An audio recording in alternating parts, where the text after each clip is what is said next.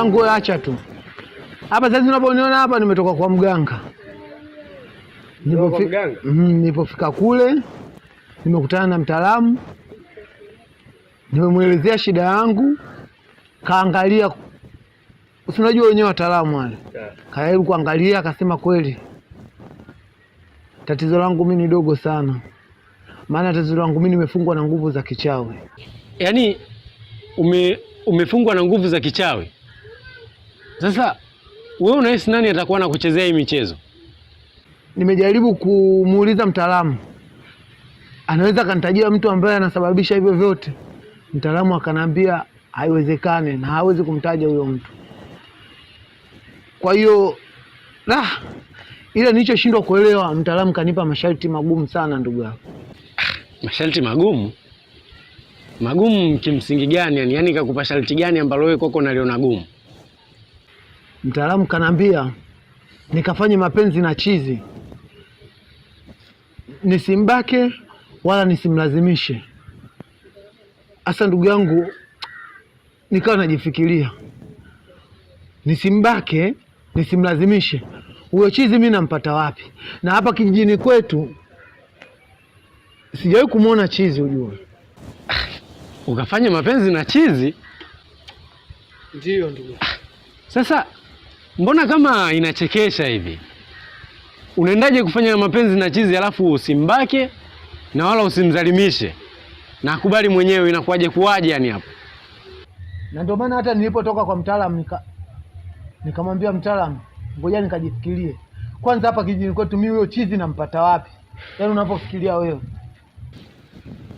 Ndugu yangu, yaani wakati mgumu sana. Yaani unajua kumtongoza chizi mpaka kukubali mtu mwenyewe unavyomuona. Ina maana ni mtu asiye Subiri kwanza. Unajua hilo swala linawezekana. Alafu wewe haukuwa na sababu ya kumwambia nani mtaalamu ukajifikirie. Kwa sababu ukisema ukajifikirie kwamba kuna mambo hayo mawili, unaweza ukarudi au usirudi. Lakini sasa kwa hilo tatizo lako wewe, yote yanawezekana. Kwa sababu bora ufanye ili mradi mazingira yakae shwari, yani respect iwepo nyumbani, kuliko kusema ngoja nikajifikirie hata baadaye nisipokuja poa, hiyo itakuwa jao, kwa sababu bado itaendelea kwa fedheha. Sijui unanielewa? Kuna issue moja ninakuelekeza. Kuna siku sister alikuja hapa mtaani akanambia amekimbizwa na chizi mgeni hapa kijijini. Sasa kama vipi, ngoja nichukue kodi zake sister, alafu nitakuja kukuelekeza hiyo chizi tunampataje. Hayo mengine yote kumtongoza sijui kunini, mimi natumai wewe utaweza tu. Kwa sababu ni bora umtongoze huyo chizi, lakini wewe una hakika wa mazingira kusimama kichau wangu. Si unajua zile. Hivyo inapendeza zaidi ungeenda tena kwa mtaalamu kumwambia kwamba hilo swala wewe utalifanya. Au ulikuwa unasemaje? Sawa, nimekuelewa. Hapa nitajaribu kumpigia mtaalamu. Kwa sababu namba zake ninazo. Nitamuelekeza. Basi poa, haina noma. Poa, pamoja. Fanya mapenzi na chizi? Hii tu machese. Chizi wenyewe sasa usimbake, Unaanzaje yani, unamwambia vipi yani mpaka kwamba akuelewe. Cheti chizi mimi nakupenda, sijui nataka niishi na wewe. Nimetoka hapo dadeki. Oya huyu anamsala kichau wangu.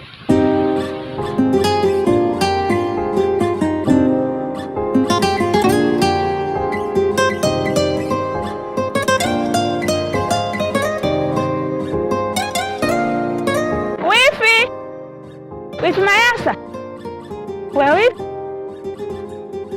Wifi. Jamani, nakuita kote yako usikia. We koma, mimi sio wifi yako, sijui umenielewa? Tena ukome. Mwambie na wewe kaka yako akome kabisa kunifuatia. Mimi kwanza sio wifi yako. Na maana leo umenisahau kama mimi wifi yako? Ndio nishakwambia ukome. Tena ukome, tena umwambie na wewe kaka yako. Kaka yako mwenyewe jogoo hapa ndi mtungi, alafu unaniita eti wifi. Wifi unavyoniangalia naweza kuwa wifi yako mimi? Naweza kuwa wifi yako? Kwani kuna shida gani wifi yangu? Mbona sio kawaida yako? Nimekwambia koma, kabisa koma, usinite wifi kwanza. Tena umwambie na wewe kaka yako. Akitingiwa mpira yeye na kipa tukakosa kufunga, mimi ataniweza? Tena samahani, umesikia? Yaani ukome kabisa. Kakako mwenyewe jogoo hapandi mtungi. Alafu eti wifi hiyo ya nyoko. Hata kama kakaangu shida nayo sinakuja kuniambia tu nipate kuweka sawa jamani. Wewe. Alafu nikwambie kitu sichokijua. Wewe na huyo kakaako munione kama kituo cha polisi. Si umeelewa? Tena kuanzia leo ukome kunita mimi wifi. Mwangalie sura yake.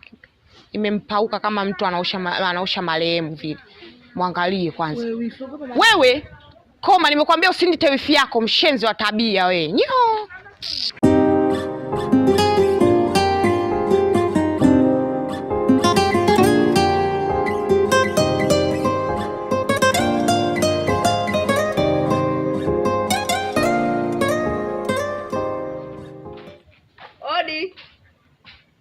Odi. Tomasi. Karibu. Asante.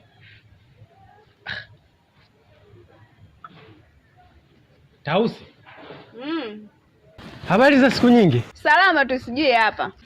Safi, ndo wewe kweli? Ni mimi Mbona nilipewa taarifa kwamba nawe umetoweka tu ghafla hapa kijijini, vipi? Nimepotea? Hamna, mimi sijapotea, sema mimi nilienda Mombasa. Mombasa? Kweli. Kuna taarifa gani huko Mombasa? Uko salama tu, sijui huku. Sawa, karibu. Asante.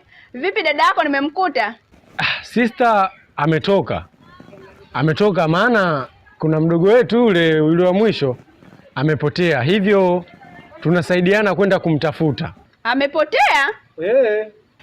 Kaundime amepotea, ila sina uhakika kama amepotea, kwa maana aliondoka hapa nyumbani kwa matakwa yake mwenyewe.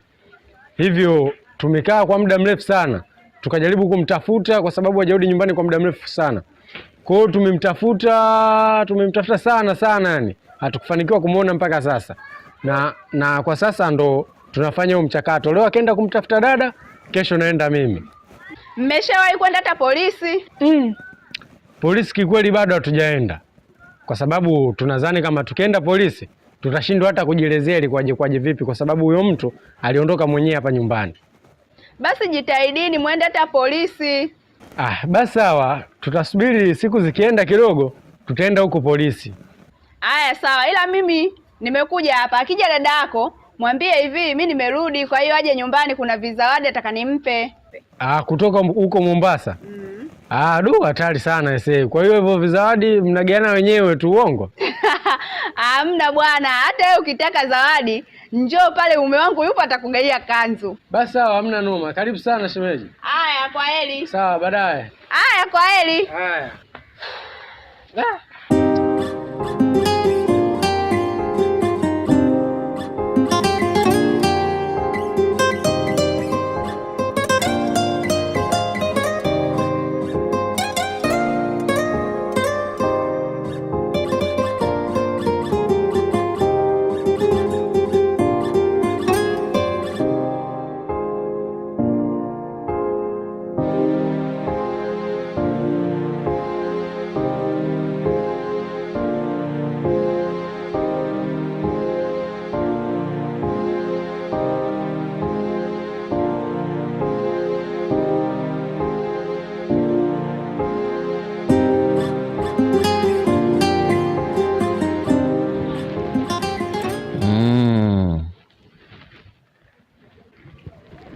Sasa hapa ndio atakuwa makazi yenu.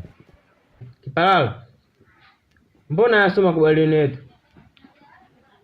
Uliniahidi utanizika ndani ya siku 7, utakuja kunifufua. Sasa mbona upo nje na makubaliano yetu? Hivi wewe kijana mpumbavu, ni nani alikwambia utajiri unapatikana kwa mganga? Utajiri siku zote anatoa ni Mwenyezi Mungu tu. Hizo ni tamaa na zimekuponza. Hivyo basi mtakaa hapa mpaka nitakuja kuwatoa sadaka, mpaka nitokamilisha azimio langu la kumpata mtoto wa Zumba. Nadhani mmenielewa.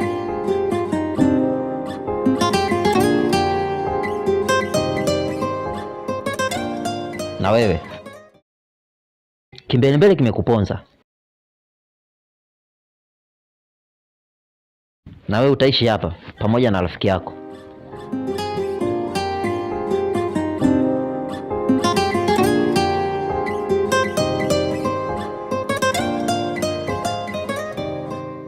we vipi? Umefuata nini hapa? Si unajua tena katika harakati za kumfuatilia Kipalala nijue mahali anapokuzika. Sasa nilitaka niende nikatoe taarifa ndo kanitokea mbele.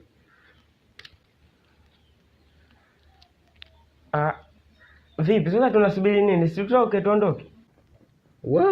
Hapa uondoki. Milango yote kafunga hiyo. Ukitoka tu unapigwa shoti ya matako. Analetaga ugali huko. Ugali? Analeta pumba na unga.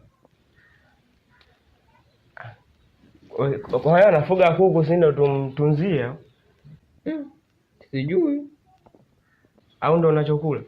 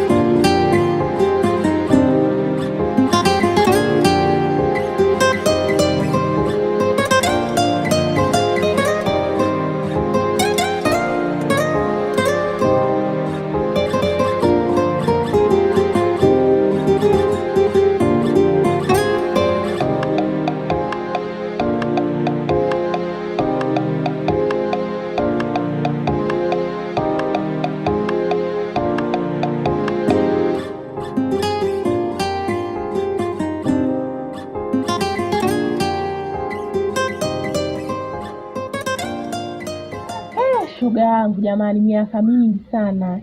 Za huko nilipotoka vizuri tu, sijui za hapa nyumbani. Hapo mzangu tu salama, umetuacha salama kabisa, maana nimerudi nyumbani hapo nakwambia, nimekuta Thomas. Kaanambia shoga yako bwana hata usikaja. Karudi nakwambia kutoka huko sijui wapi sijui. Kasema uende nyumbani kwake sasa hivi. Nikasema hapa sikai. Ngoja nikamwangalie wewe udugu wangu. Ndio, nimekuja pale kukuulizia. Kaniambia umetoka. Nimerudi bwana, maana nilitoka nimeenda huko Mombasa kutafuta biashara. Umeenda Mombasa? Nilienda Mombasa. Sasa nikajua shoga yangu umeenda Morogoro kwenu. Nilitaka nishangae shoga yangu. Kwenda huko Morogoro, umekwenda huko Morogoro ndio umerudi mpendeza hivyo. Kule ninavyojua kidongo chako ungerudi ungefuba wewe hatari. Yaani wewe acha ndio hivyo tena nyumbani kwetu kule, maana ndo nilikozaliwa, nitafanyaje tena? Haya lakini vipi lakini mambo mengine? Sawa. Ila vipi yule mdogo wako yule? Yuko wapi? Maana nilikutana na Thomas ameniambia kwamba amepotea. Acha tu yani.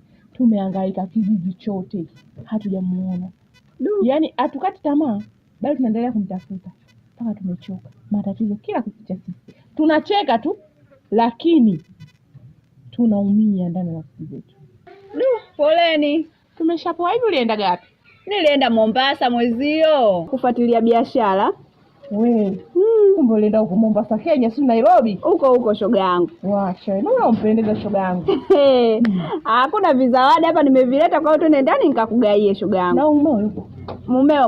Mumeo usinamjua mume wangu tena, mtu wa kutembea tembea huko, kaondoka zake huko kutembea. Maana yule mzee kaeka hapa ingekuwa saizi ana kuongea wake hapa, yani anaongea hapa anafika mpaka upande wa pili. Ndio hivyo nishamzoea tena mume wangu. Lela mume yule hatari. Yaani bara. Unataka kusema mume wangu? Nafanyaje tena, ndio kashakuwa mume wangu. Nitafanyaje?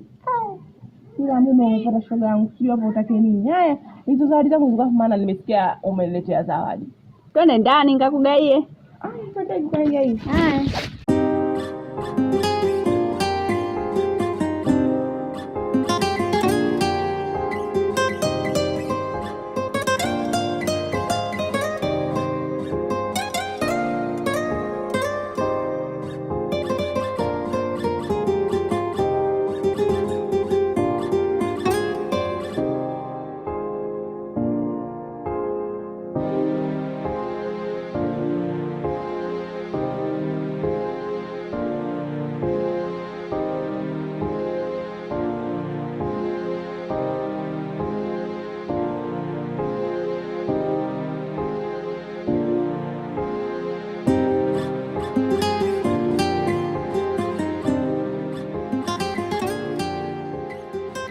Dada, mambo? Poa. Mzima?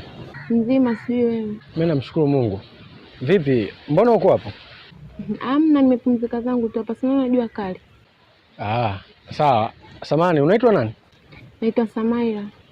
Oh, Samaila. Una jina zuri. Asante. Mimi naitwa Thomas. Sawa. Sasa Samaila, wewe ni mgeni kwenye haya maeneo? Ndiyo, mimi ni mgeni. Safi, inavyoonekana tu. Maana sura za hapa mtaani zote mimi nazijua. Ndio maana nilivyokuona wewe nikajua kabisa kama wewe utakuwa ni mgeni. Sasa nikuombe kitu kimoja Samaila.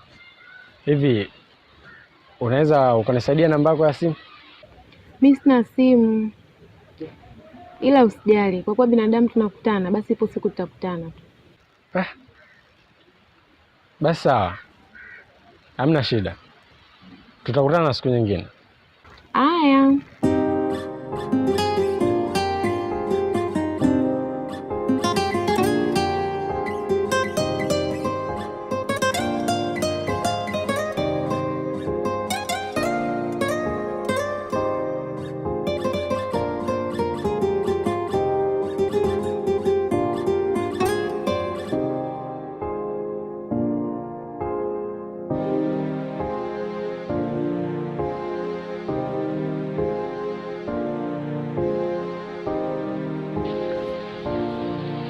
Sizonje.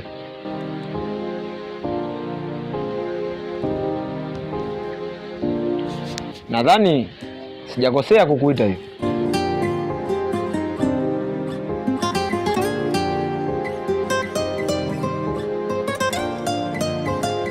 Samahani kakaangu. Sikufahamu, unifahamu. Na nashangaa umelijuaje jina langu. Kwani wewe ni nani? Najua kinachokusumbua akili. Bila shaka unamtafuta mdogo wako.